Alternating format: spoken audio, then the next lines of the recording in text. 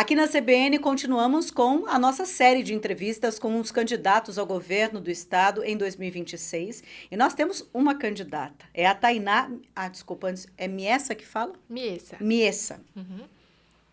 Miessa, eu vi ali e não, esqueci de anotar. Então vamos Tudo bem. começar aqui de novo. Uhum. Aqui na CBN, continuamos com a nossa série de entrevistas com todos os candidatos ao governo do estado em 2026. E temos uma candidata, é a Tainá Miessa, que é do Partido Unidade Popular, uma das novidades, inclusive, para este ano. Tanto novidade que é a primeira candidatura da Tainá e já candidata ao governo do Paraná. A Tainá é coordenadora nacional do Movimento de Mulheres Olga Benário e organizadora da Casa de Referência para a Mulher Enedina Marques. Tem bastante experiência, trabalha na área cultural e está aqui conosco para falar um pouquinho mais das propostas dela. Tainá, seja muito bem-vinda à CBN, é um prazer tê-la conosco. Obrigada, Joyce. Obrigada pelo convite, pela abertura para a gente poder apresentar o nosso programa, né? Como você disse, eu sou da Unidade Popular pelo Socialismo e é a nossa primeira candidatura aqui no Paraná. Então, é com bastante felicidade mesmo que a gente vem representar os interesses da maioria, né? Da classe trabalhadora, das mulheres que trabalham também. Então, estamos aqui para mostrar nossas propostas. E eu quero saber já, por que ser candidata? Também representando o partido que tem pela essa primeira vez também aqui no Paraná. Como foi esse contexto pela escolha, Tainá? Certo. Eu sou militante feminista há bastante tempo e sou organizada no Movimento de Mulheres Olga Benário desde 2022. E essa candidatura vem pela necessidade de ter uma representatividade, né? Que a gente pudesse confiar mesmo. E uma candidatura de mulher, porque a gente tem no Paraná um eleitorado de 53% de mulheres. Então, as mulheres, elas são definitivas, né? E muitas vezes o nosso voto não é considerado, até vem sendo colocado em pauta, né? Se as mulheres deviam votar ou não, e isso não está superado ainda, né? As mulheres têm seus direitos atacados a cada vez que o fascismo avança.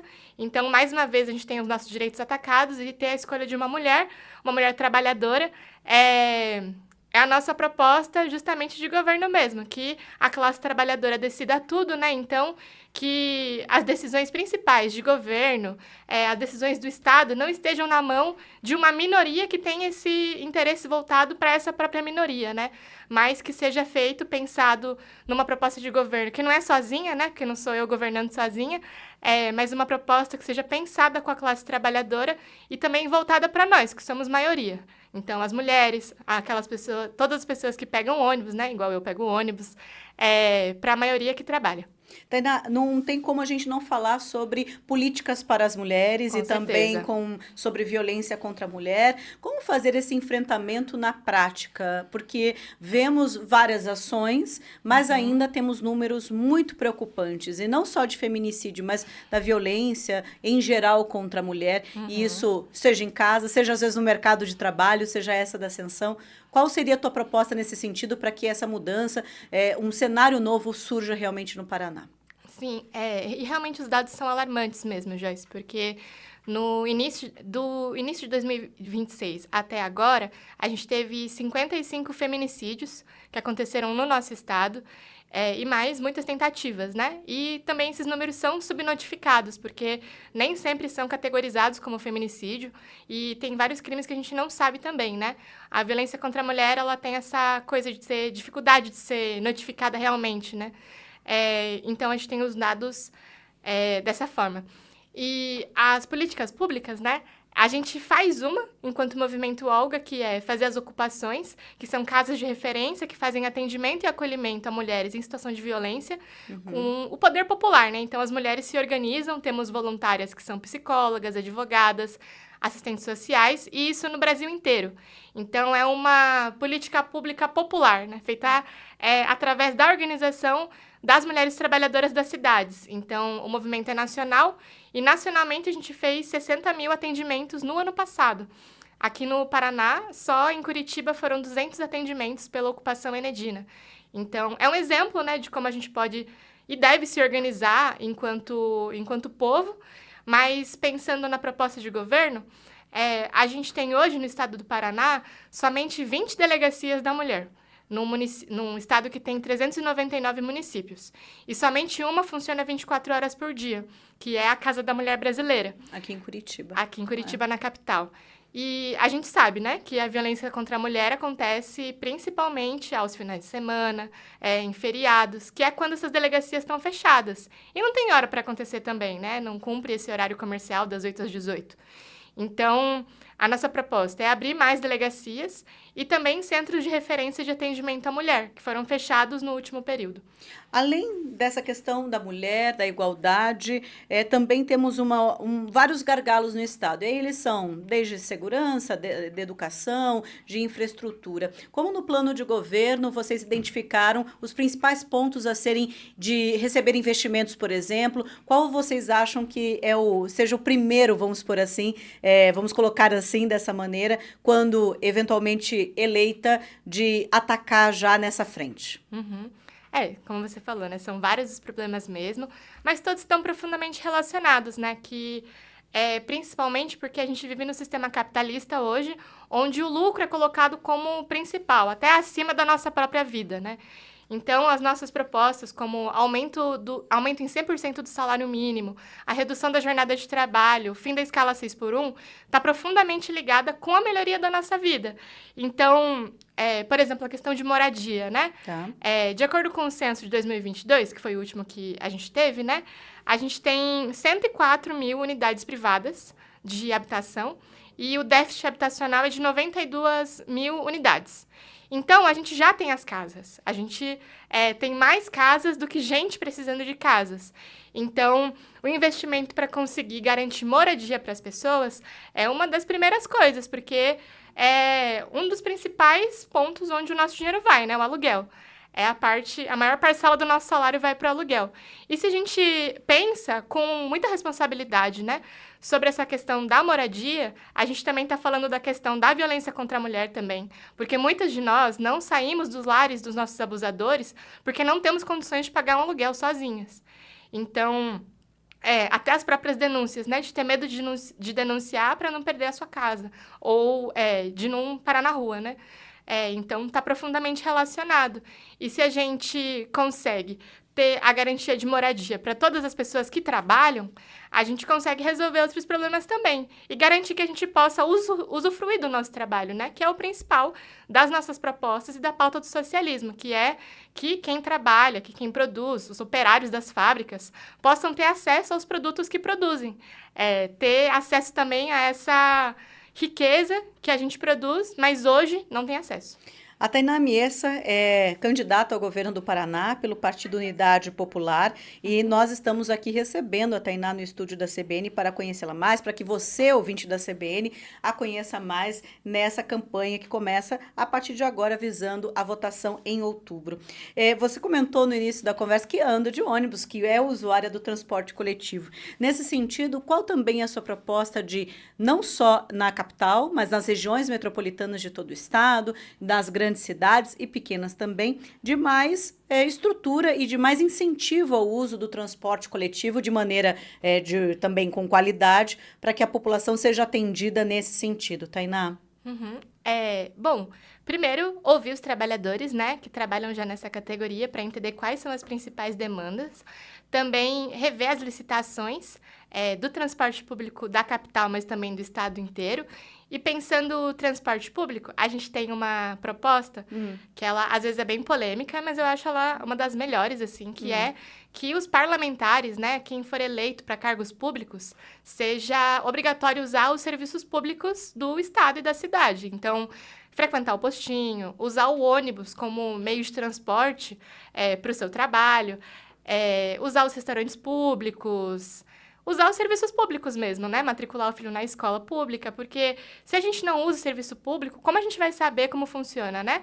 Que Curitiba, a capital do estado, tem uma das maiores passagens, né? As mais caras do Brasil, que é R$6, se a gente paga no dinheiro ou passa no cartão transporte, né?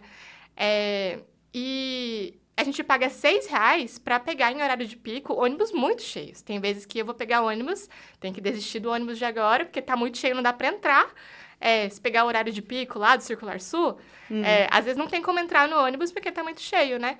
Então, a proposta é aumentar a frota e também fazer os investimentos que façam sentido para nós, porque na capital foi investido muito dinheiro na compra de ônibus elétricos, foram 2 bilhões, se eu não me engano. E esses ônibus, vários, conversando com motoristas, né?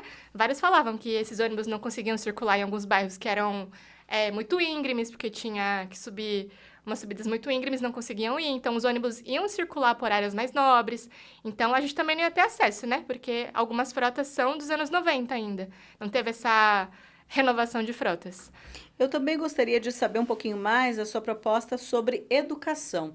Eu venho perguntando aos candidatos sobre a continuidade de alguns projetos, porque nessas últimas 2 gestões, a última gestão em especial do governador Ratinho Júnior, foram várias mudanças nesse sentido. Há de mais destaque a escola cívico-militar, mas também parcerias com parceiros mais da iniciativa privada, como também na sua proposta, no seu plano de governo, a educação será priorizada, Tainá? Uhum. Bom, a proposta não dá continuidade ao parceiro da escola, por exemplo, e nem à educação cívico-militar, porque a gente tem essa proposta de desmilitarização, né? Tanto da educação quanto da polícia militar. E na parte da educação, fazer mais investimento na infraestrutura mesmo das escolas que já existem e criar em locais que não tem as escolas, né? Que faltam vagas. E desmentir isso de que falta dinheiro, porque o próprio parceiro da escola, né? É investido R$8 e para as empresas privadas volta R$800 por aluno. Então, de lucro, né? Então, existe dinheiro, ele só é investido de maneira que não volta para a gente, favorece uma empresa. Então, o investimento em mais escolas, a desmilitarização das escolas, porque eu tenho ouvido bastante professores também, e muitas professoras, né, em específico, têm denunciado que aumentou o assédio, porque você tira a vaga de professores das escolas e deixa que militares entrem também. Então, existe um aumento do assédio nas escolas. E para falar de investimento, né, investir, a gente não precisa inventar a roda, né? Existem coisas que já funcionam, como as escolas técnicas, que preparam as pessoas, né, para poder já procurar um emprego, entrar nas indústrias. Então, mais investimento em escolas técnicas, por exemplo, ao redor do estado e com qualidade, que são os IFs, né? Ou também outras categorias de escolas técnicas, mas com qualidade, que possa pensar não somente na qualidade do estudo, mas da permanência desse aluno, que muitas vezes deixa a escola porque precisa trabalhar, precisa ajudar no sustento da casa, justamente porque a gente não tem garantia de moradia. Trabalhar hoje, ser um trabalhador correto, hoje não significa que você vai ter acesso à moradia, à educação, à alimentação, porque o salário mínimo é R$1.620.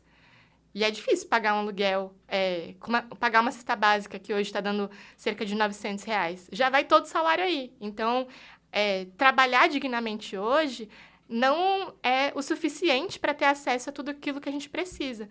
Então, por isso, as nossas propostas.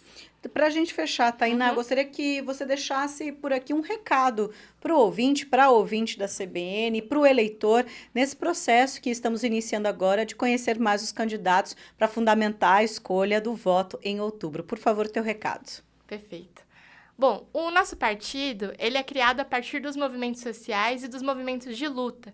E eu acho que isso é o principal, porque às vezes a gente esquece, mas a nossa história, enquanto povo brasileiro e povo paranaense, é uma história de lutas, do povo de Porecatu, da Guerra do Contestado, e a gente só conquistou tudo que a gente tem até agora por causa das lutas. Então, as mulheres, né, podem votar hoje porque outras mulheres já lutaram antes. A gente tem a experiência do Quilombo de Palmares, a experiência da libertação dos povos que foram escravizados, foi uma história de luta também. Então, às vezes vem um sentimento de desesperança, mas a gente não está sozinha, porque o problema da violência contra a mulher não é individual. Então, por que a gente resolveria de maneira individual, né? Então, o nosso convite é para que a gente seja combativo de maneira coletiva, que a gente se organize enquanto povo para tomar tudo que é nosso, assim, conquistar, usufruir das riquezas que a gente já produz. Mas hoje a gente não tem acesso, porque o lucro do nosso trabalho não volta para a gente, vai para o bolso de poucos. Então, a nossa proposta de governo é uma proposta para a maioria, para que a gente possa ter acesso a esse bolo, não só a uma pequena fatia, mas ao bolo inteiro, e que o governo seja pensado e feito para a maioria, para a classe que trabalha. Tainá, muito obrigada pela tua participação por aqui. Aqui na CBN conversamos com a Tainá Miessa, que é a candidata ao governo do Paraná pelo Partido Unidade Popular e faz parte dessa série em que estamos ouvindo todos os candidatos ao governo do Paraná visando as eleições 2026.